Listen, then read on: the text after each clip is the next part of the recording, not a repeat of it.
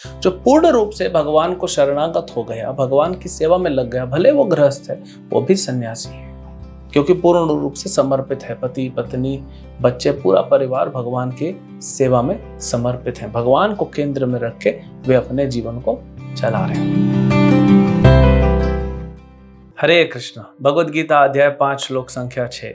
संन्यासस्तु महाबाहो दुःखमाप्तुम अयोगतः योगयुक्तो मुनिर्ब्रह्म न चिरेणाधिगच्छति। भक्ति में लगे बिना केवल समस्त कार्यों का परित्याग करने से कोई सुखी नहीं बन सकता, परंतु भक्ति में लगा हुआ विचारवान व्यक्ति शीघ्र ही परमेश्वर को प्राप्त कर लेता है। तो भगवान यहाँ बता रहे हैं, जो शुष्क सन्यास लेता है, सन्यास के भी अलग अलग वैरायटी होती है। कुछ लोग जो शुष्क सन्यास या जिनको मायावाद सन्यासी कहते हैं, वे क्या करते हैं कि क्रियाओं को छोड़ देते हैं। बेसिकली ना हमको संसार से कोई मतलब नहीं। मूल तत्व तो यह है, ये संसार भगवान का बनाया हुआ है, और अगर हम भगवान से संबंध रखते हैं तो इस संसार को कैसे छोड़ दें। तो वैष्णव सन्यासी क्या करता है, ये संसार की सभी वस्तुओं को भगवान की सेवा में लगा देता है। वो कहते हैं ना हिंदी में, तेरा तुझको अर्पण। तो ये तो सब भगवान का ही है ना, भगवान को अर्पण करना है। अब फर्क देखिए, वैराग लेते हैं, सन्यास लेते हैं, और उनको लगता है जो मायावादी सन्यासी होते हैं, शुष्क होता है सन्यास, बड़ा ड्राई होता है, कोई आनंद नहीं उनमें। और उनको लगता है उन लोग सिर्फ ज्ञान प्राप्त करे, चीजें छोड़ते जा रहे हैं। उससे क्या होगा, कुछ आनंद नहीं मिलता है। इसीलिए बहुत सारे आपने ऐसे देखे होंगे जो सन्यास लेके वापस फिर कुछ धर्मार्थ का काम, कुछ हॉस्पिटल खोलना, कुछ धर्मशालाएं खोलना, कुछ जड़ी बूटियां बांटना, इसमें लग जाते हैं। ये थोड़ी सन्यासी का कार्य है, ये तो व्यापारी का कार्य है। तो सन्यास का मतलब क्या होता है? सत्न्यास, सत्न्यास, सत मतलब सत्य, न्यास मतलब पास रहना, सत्य के पास रहना। भगवान कौन है? परम सत्य। उनके पास रहना, उनके पास बैठना, उनकी सेवा करना, ये असली सन्यास है। इसमें वैरायटी भी है, आनंद भी आएगा। शुष्क सन्यासी, मायावाद सन्यासी बोलेगा हमको ये नहीं खाना, ये नहीं खाना, ये नहीं खाना। वैष्णव सन्यासी बोलेगा जो भी भगवान को भोग लगता है वो प्रसाद के रूप में हम स्वीकार करते हैं, क्योंकि उससे हमारा हृदय शुद्ध होता है। सिर्फ सन्यास से कुछ नहीं होगा। तो इसीलिए लोग ये वैराग लेके चले जाते हैं। अच्छा, दूसरी बात, सब क्रियाएं या कर्म को रोक तो नहीं सकते। आप सांस लेते हैं, कपड़े पहनते हैं, आप चलते हैं, खाते हैं, बैठते हैं, नहाते हैं, ये सारे कार्य तो शरीर से अभी भी चल रहे हैं, और मन को इतना आसान नहीं है खींचना। तो इसलिए वैष्णव संप्रदाय में क्या है, बड़ा सरल है। हर व्यक्ति सन्यासी बन सकता है, चाहे वो बाहर से ब्रह्मचारी हो, गृहस्थ हो, वानप्रस्थ हो या सन्यासी हो, सभी सन्यासी हो सकते हैं। जो पूर्ण रूप से भगवान को शरणागत हो गया, भगवान की सेवा में लग गया, भले वो गृहस्थ है, वो भी सन्यासी है, क्योंकि पूर्ण रूप से समर्पित है। पति पत्नी बच्चे पूरा परिवार भगवान की सेवा में समर्पित है। भगवान को केंद्र में रख के वे अपने जीवन को चला रहे हैं। अब देखिए, फर्क थोड़ा दोनों में देखते हैं। जो शुष्क सन्यासी होते हैं, मायावाद सन्यासी होते हैं, वो अपना ही जो है वेदांत सूत्र जो वेदव्यास जी ने दिया है, वेदांत का मतलब होता है सारे वेदों का अंत, ठीक है। अब वेदांत सूत्र को पढ़ के वो अपने लोग इंटरप्रिटेशंस देते हैं, अपना अर्थ लगाते हैं। उसमें क्या होता है कि कोई किस दिशा में जा रहा है, कोई किस दिशा में जा रहा है, सब अपने अपने अर्थ लगाते हैं, लेकिन अंत में उनको आनंद नहीं मिलता। क्यों? क्योंकि वेदांत सूत्र जो लिखा है वेदव्यास ने, उसका अर्थ क्या है वो वेदव्यास जी से ही पूछना चाहिए ना।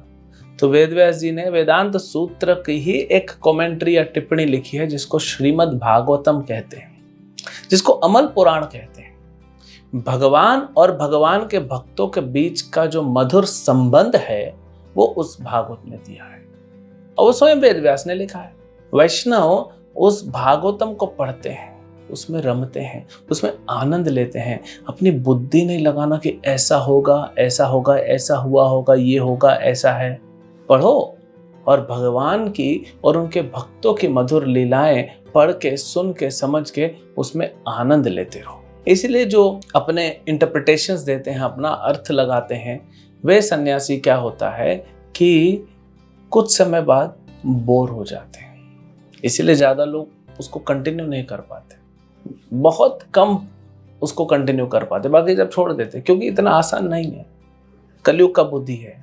अब वैसे भी किसी भी युग का हो, अपना इंटरप्रिटेशन देना वो कोई आनंद नहीं देगा, उसमें रस नहीं है, क्योंकि कृष्ण नहीं है, परंपरा नहीं है। और वैष्णव में चाहे वो सन्यासी हो चाहे गृहस्थ हो, भागवत पढ़ के उसका आनंद लेता रहता है। मायावाद सन्यासी जो होते हैं वे सिर्फ शास्त्र पढ़ते हैं और कुछ नहीं करते, कुछ रूखा सूखा खा लेंगे और शास्त्र पढ़ते रहेंगे, कहाँ कर पाएंगे। लेकिन वहीं वैष्णव संप्रदाय में कितनी सारी सेवाएं हैं, भगवान के श्री विग्रह की सेवा, भगवान के लिए भजन गाना, अच्छे अच्छे पकवान भगवान को बना के खिलाना, भगवान का प्रचार करना, नाम का प्रचार करना, भगवान के लिए मंदिर बनाना, मंदिर बनाने के लिए जाना और डोनेशन कलेक्ट करना, कितनी सारी सेवा है। बड़े बड़े उत्सव हैं, जन्माष्टमी, रामनवमी, राधाष्टमी, इनको सेलिब्रेट करना, मंदिर को अच्छे से सजाना, लोगों को इनवाइट करना, इसमें आप इतने रम जाते हैं, इतने बिजी हो जाते हैं कि पता भी नहीं पड़ता कि भौतिक संसार है क्या चीज।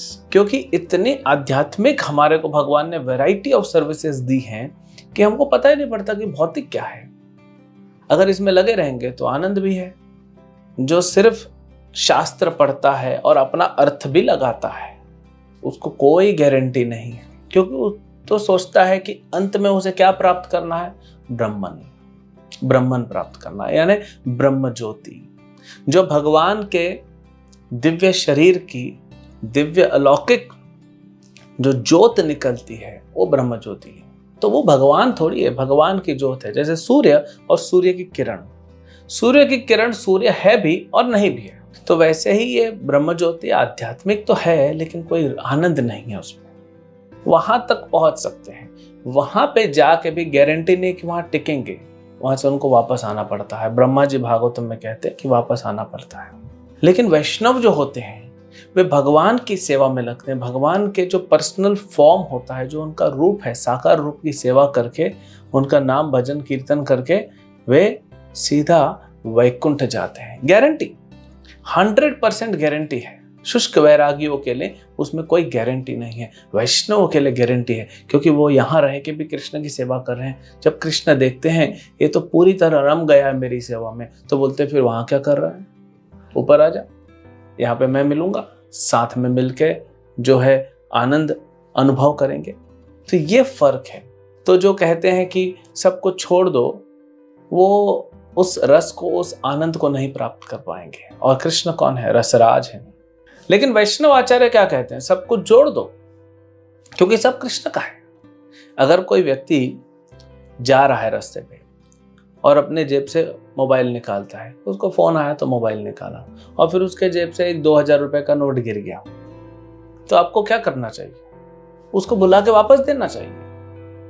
वो भी खुश, आप भी खुश, आपको भी एक संतुष्टि लगेगी, हाँ उसका था उसको दे दिया। तो सब भगवान का है, सब भगवान को देना, इसी में आपको संतुष्टि मिलती है, इसी में आनंद मिलता है। हरे कृष्ण।